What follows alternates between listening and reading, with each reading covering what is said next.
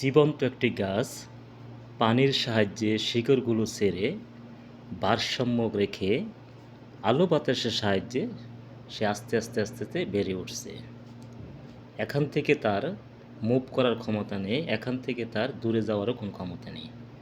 এখান থেকেই প্রকৃতির সে সুবাটা পাচ্ছে এবং বিশেষ করে বিশেষ করে তার যে জৈব বৈচিত্র্য খুবই সুন্দরভাবে ফুটে উঠছে। এখান থেকে সে খাবারগুলো সে গ্রহণ করছে। সে কখনো হৈহুল্লোড়, কখনো অস্থিরতা বোধ করছে না। এখান থেকে প্রকৃতি থেকে সে সব কিছু চেয়ে নিচ্ছে এবং আমাকে তোমাকে কখনো সে বুঝতে দিচ্ছে না। সে কখনো কান্নাকাটিও করছে না, কখনো হাসাহাসি করছে না। তাকে সর্বদা একই সময় একই রকম দেখতে পাওয়া যায়।